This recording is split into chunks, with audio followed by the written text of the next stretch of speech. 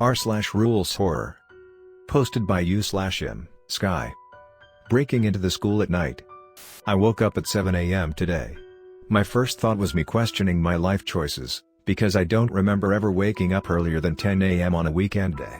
Still, I decided to take advantage of my body not wanting to give me the satisfaction of laying in bed. I brushed my teeth and took a shower and started cleaning the house a bit. Mom was always on business trips, so I was home alone most of the time. The house wasn't really a mess, but I couldn't call it clean either. The sun was rising just as I started cleaning, and the sound of the birds waking up and the gentle breeze from outside were a really nice change from my usual schedule. An hour or so later, I finished the final touches in the living room, and I was getting ready to make some breakfast. Opening the fridge, I noticed how I forgot going to buy groceries. Well, another day of eating instant noodles, I guess. It was about 10 o'clock when I finished eating and my head was out of activities for me to do. I recently started reading a new book, but I wasn't in the mood to continue it, and the PC wasn't the greatest idea even, since I was spending hours in front of it every day. I decided to head out for a walk since I live nearby a park. On the way, I met with two of my friends from school, and we hung out a little. It was pretty fun. We also planned a Halloween party for the next week, though it included breaking into school at night, so it clearly raised some questions between us. As the sun started setting, one of them went home and I invited the other one to my place. Once we got to my house, we ate and settled in for our plan to break in the school. The next day, at about 8 p.m., we all met in front of the school gates and got ready to jump in one by one. After we almost broke our ankles, we finally got in the school through an opened window. Being at school at night, barely seeing the halls in that pitch darkness, empty all the more, gave me an eerie nostalgic feeling, and the quiet ambient wasn't helping. Something was telling me that Kyo and Hiroto, those two idiots who decided to come with me, agreed with my opinion and fear. We got to the classroom a few minutes later and started setting up our candles. A window was opened and the night's breeze was invading the classroom, gently cooling the air, which was in perfect sync with the darkness of the room and the overall atmosphere. Hiroto started by telling us an old classic horror story from the 1940s. Strangely enough, I quite enjoyed it, even though I'm not into classical horror. But this story had a weird familiar plot to it, like I lived it before. He finished his story in about 10 minutes and well, me and Kyo were speechless at first, because it was that kind of story that has an open ending, something which only your imagination can end. After some small discussions about Kyo's story, Hiroto went next. It was really fun getting to know what these airheads had in their brains, as we were supposed to either research a horror story and complete it ourselves or to completely write it on our own. Hiroto went ahead and wrote one himself, and I didn't expect too much from him at first, considering the only thing that makes him tick is, well, playing games all day. It's not that I don't agree with games, but I wouldn't expect such good wordplay from someone that does that 24/7. Hiroto finished a bit sooner than Kyo, and his story was certainly interesting. It had a lot of twists and cliffhangers and, as I expected, it had a modern touch to it with some small unconventional terms which made it a bit creepier, but overall an enjoyable story. As much as I like to analyze their stories, since I love writing myself, it was my turn and I had something fairly interesting prepared. A few minutes later, I finished my story. It didn't have that much impact as I thought it would have, but it still did creep them out a little. It didn't take long until we got bored and decided to pull out the ritualistic games, like the Ouija board and some others. Right before we finished setting them up, we heard steps outside the classroom. I instantly turned around to face them, expecting them to laugh, but their face looked like they saw some kind of ghost. We quickly hid in a corner of the classroom. A very tense and nerve-wracking silence was dominating the room. Suddenly, the silence was broken by a creaking door. Loud footsteps entered the classroom. Seconds later, the room was quiet again. Yet, nobody dared to move. After what it felt like hours later, the door was slammed shut and the footsteps continued to roam around the hallway. After some quiet whispers, we got out of our hiding spot to find a piece of paper on a desk. The huge title made all of us take the small paper a bit more seriously. I picked up the paper and started to quietly read it. Hello and welcome to nighttime school. Unfortunately, even though the school isn't open at night, theoretically speaking, of course, as much as you hate it, there is a set of rules made by us for, well, surviving in the school at night. I don't like where this is going, said Hiroto. Both me and Kyo were too concentrated on the paper to respond to him. Rule 1. Every single rule is applied from 10 p.m. and until 6 a.m. Rule 2. From 10 p.m. to 11:50 p.m. you will notice the temperature dropping significantly, about 10 to 15 degrees Celsius. However, certain rooms will be way colder than others. Avoid them at all costs. Rule 3, if you want to use the bathroom, avoid the boys' one, at all costs. Rule 4, from 12 a.m. to 1 a.m., you will hear footsteps all around the school.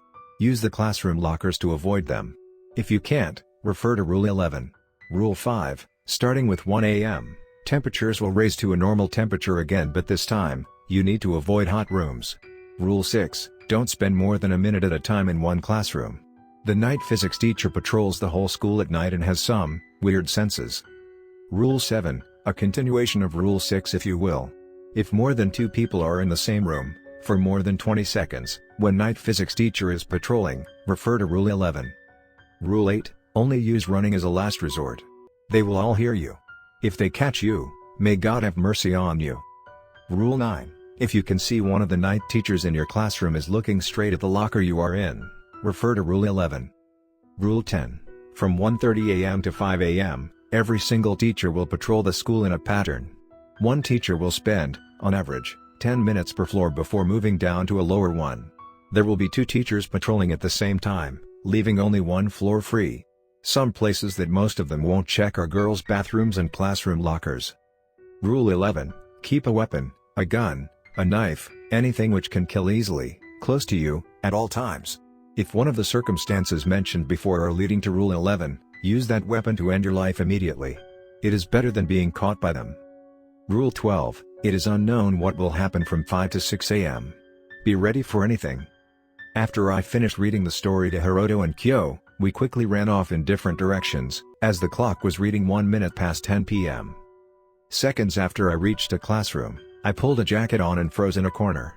Soon, I started hearing footsteps outside the classroom. The echo of the footsteps approached me with every step. Slowly, but surely. Not too long after I hid in the closet, I heard the classroom door opening. A tall, shadowy silhouette was standing in the doorway.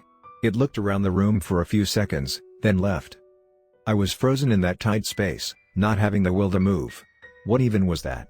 As my mind was searching for potential ways to explain what happened, a rule came to mind. Don't spend more than a minute at a time in one classroom. Adrenaline rushing through my veins, I ran out of the classroom.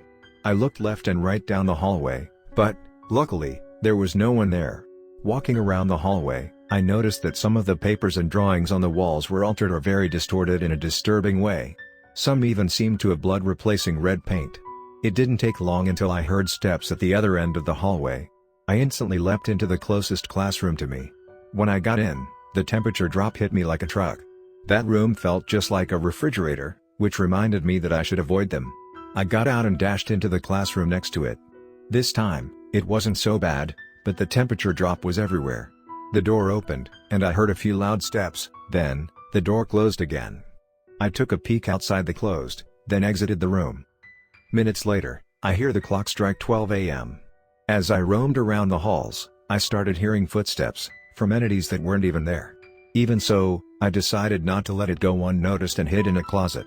The temperature rise was very noticeable, but it was welcome considering how hot the rooms were just couples of minutes ago. What started to get me was that the temperatures were gradually rising and that was going to happen for the rest of the night. Walking around the hallway, I decided to try texting Hiroto and Kyo, after hiding behind a door. I left the phone on vibrate so I could notice one of them replied. What happened after was really fuzzy. I remember I sat down on the floor to calm down and gain my composure since the temperature was dangerously high. I think I passed out for a while there, considering how fast time passed. Aside from time passing quickly, it also got easier to survive. After what it felt like a few minutes, I passed out again and woke up on a classroom's floor. I checked the clock and it was reading 6:11 a.m. Even though my vision was blurry, I thought that was the correct time. I started walking home and, in all honesty, it all felt so creepy and eerie. For some weird reason, no one was on the streets, but I was so tired I didn't pay any mind to it. When I got home, besides spending 5 minutes to find one darn key, everything was fine. When I entered my room, I saw my key on the desk. I swore to myself that it was impossible since I'd just unlocked the door, but my pockets were empty. Scanning the room with my eyes, I noticed my morning alarm ticking from the clock next to my bed. 5:45. 5? I tried to not let my mind get affected by that thought. Maybe it was an error. On the bed, I saw a note which panicked me even more, but I opened it and read it. The handwriting was a mix of both Hiroto and Kyo. Join us, refer to Rule 11. I threw it instantly, the paper burning at the air. I went to the bathroom and closed the door. I looked in the mirror. I saw it. I saw me. I am me. I reached for the knife. Today I saw Hiroto and Kyo.